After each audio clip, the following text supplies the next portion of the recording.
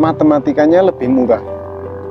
Karena apa? Karena saya sudah mencoba seperti insek ataupun fungi itu, kalau yang kita memakai yang mahal itu satu aplikasi pun, misalkan insektisida ya, insektisida itu bisa bertahan sampai 20 hari sampai 25 hari.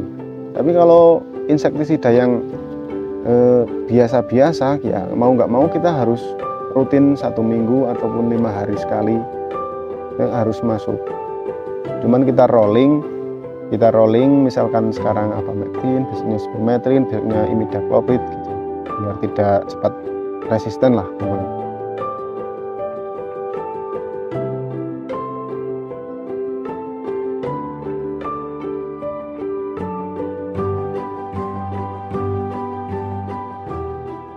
Assalamualaikum warahmatullahi wabarakatuh.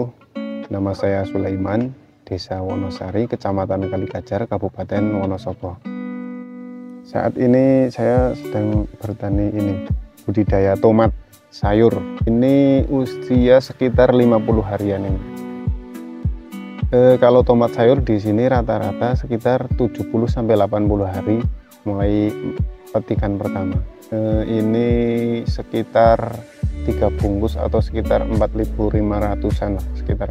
Luasan lahan itu kurang lebih 3 roll atau katakanlah sekitar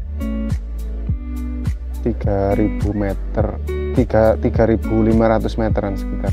Usia panen tomat sayur di sini rata-rata mulai umur 70 sampai 80 hari. Itu tergantung kesuburan tanaman. Biasanya kalau lebih subur itu panennya lebih lambat.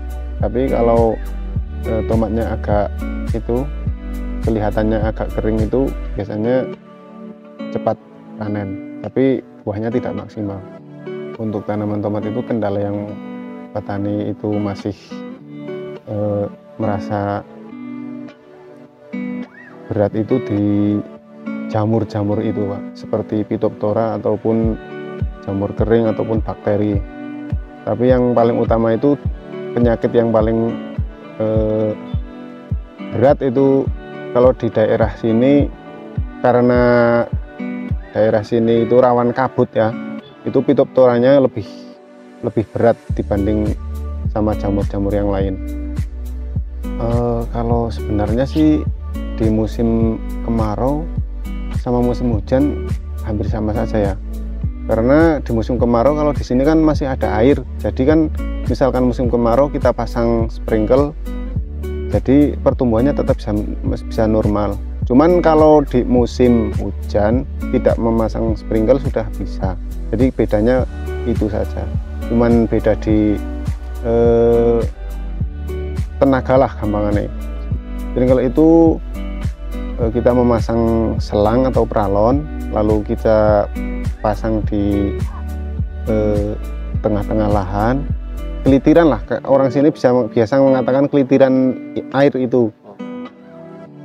Sebenarnya kalau menurut saya, kenapa saya memilih tomat sayur, karena pasaran daerah sini khususnya pasaran daerah sini kan pasarnya ke pasar Kretek, jadi lebih laku tomat sayur daripada tomat buah. Karena saya kemarin pernah nanam tomat buah itu, seharusnya kan tomat buah itu kalau saya dengar-dengar itu lebih mahal daripada tomat sayur, tapi di pasaran sini itu lebih murah. Jadi yang satu alasan yang pertama itu masih bakulnya itu atau pasarnya kurang banter, dan yang kedua kalau tomat buah itu umurnya lebih panjang. Untuk pengolahan lahan biasa kita cangkul manual biasa ataupun kita pakai traktor. Cuman kalau pakai traktor itu harus rumput-rumputnya itu harus resik dulu atau harus tidak ada rumput. Cuman kalau manual meskipun rumputnya rimbun, kita bisa langsung kita cangkul, tapi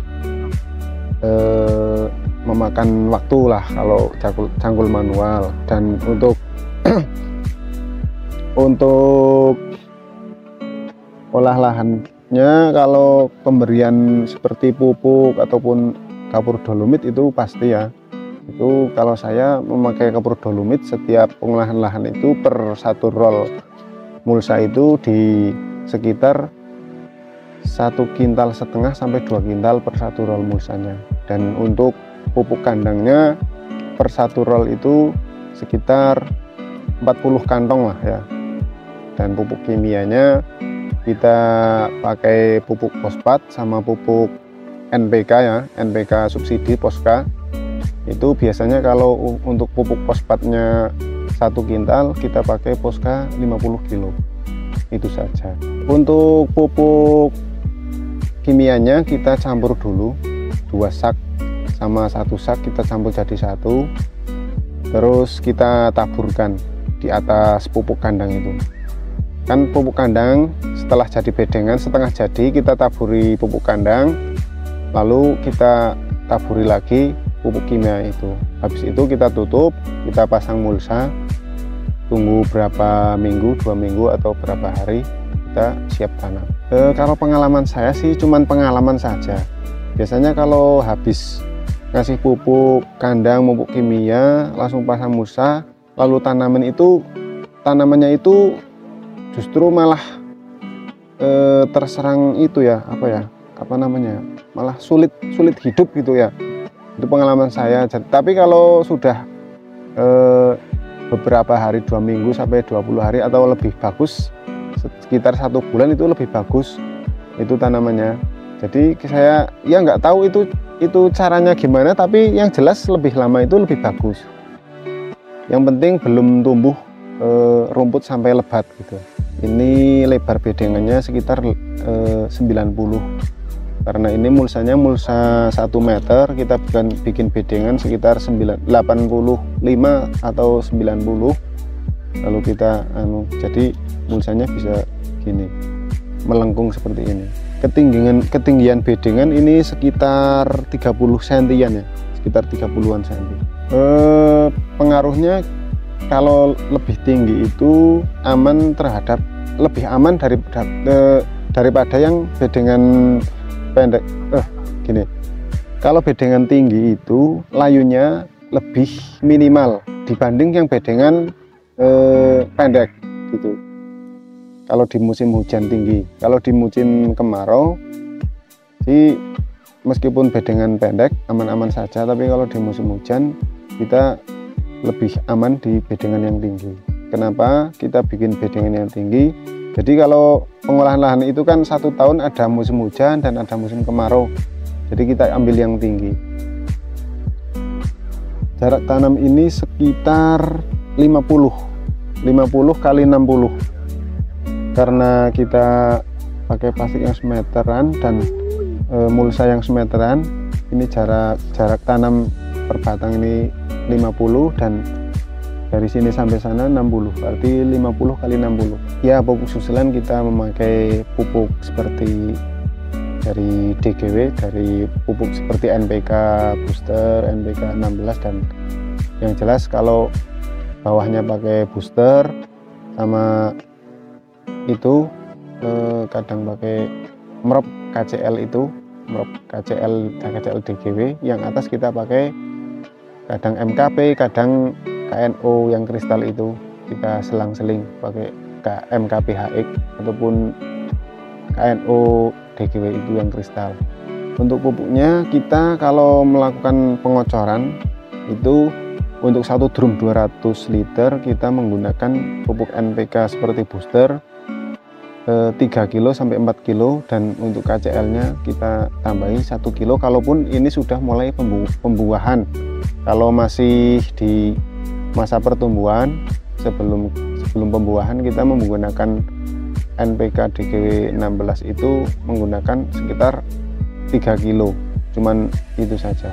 Kalau saya biasanya ya 15 hari sekali ataupun 20 hari sekali. Kadang kalau kita lagi longgar waktu ya 10 hari sekali kadang, cuman ya rata-rata di sekitar 2 minggu sekali. Untuk penggunaan pengaplikasian kita kocorkan di setiap lubang tanam sedikit-sedikit lah ya, sekitar 100 mili per lubang tanam itu. Untuk menutrisi buah kita menggunakan seperti pupuk mikro dan asam amino. Kalau saya biasanya menggunakan asam amino plus mikro. Biasanya kan asam amino plus mikro itu saya menggunakan untuk per 1 tangki 16 liter itu saya menggunakan sekitar 15 mili per tangki. Pupuk nutrisi itu saya gunakan dari masa vegetatif sampai masa generatif, masa pembuahan tetap saya memakai. Tapi kadang-kadang cuman 10 hari sekali atau 15 hari sekali gitu aja. Untuk pupuk mikro asam amino itu saya menggunakan saya aplikasikan bareng sama fungisida ataupun pestisida, insektisida. Itu ada asam amino, mikro, kadang kita kasih makro seperti KNO atau MKP, dan fungi sama insek. Karena sebenarnya paling maksimal misalkan nutrisi saja, fungi saja, insek. Cuman kan ini waktunya tidak tercapai kan, misalkan sekarang nutrisi, besok fungi, besok lagi insek gitu kan. Jadi irit tenaga, kita langsung aplikasikan. Yang penting intinya yang bisa fungi, insek, nutrisi yang bisa dicampur gitu. Untuk pencegahan hama, saya kalau di awal setelah tanam kita biasa memakai seperti insektisida berbahan aktif sipermetrin atau chlorpyrifos, sama kita gunakan rolling sama abamectin. Setelah itu aplikasi kedua ketiga kita masukkan seperti imidacloprid, itu saja, imidacloprid, abamectin sama chlorpyrifos sipermetrin. Kalau sudah hama pakai itu tidak mati, kita naik pakai seperti insektisida emamectin ataupun apa, misalkan ada ulat.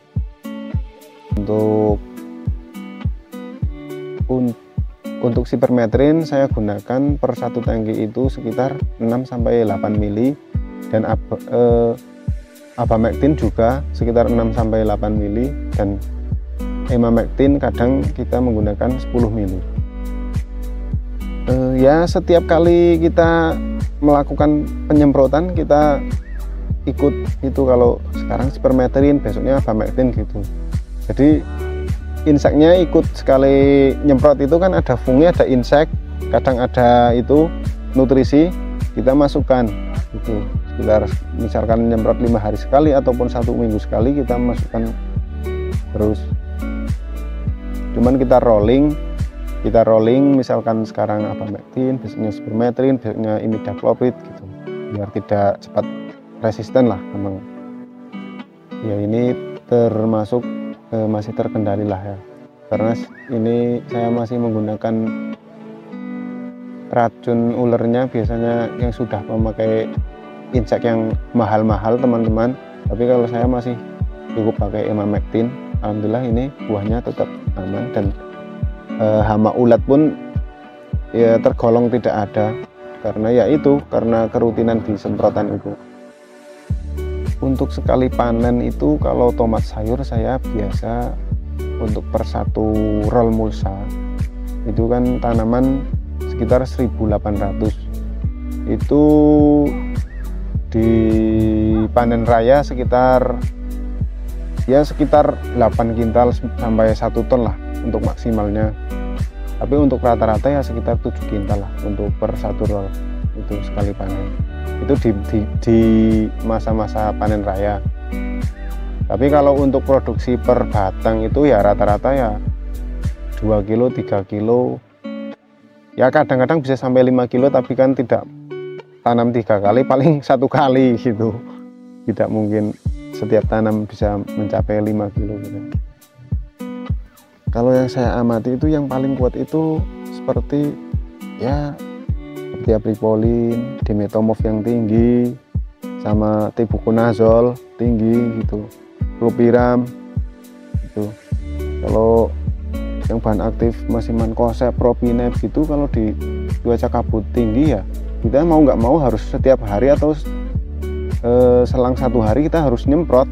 Tapi kalau menggunakan fungisida yang berbahan aktif seperti bupiram, tibuconazol ataupun dimetomov atau dimetomov tinggi ataupun optia pipolin itu ya kita bisa berani nyemprot 5 hari sampai 1 minggu bisa, masih aman kalau itu. Tapi bahan aktif itu semua mahal-mahal.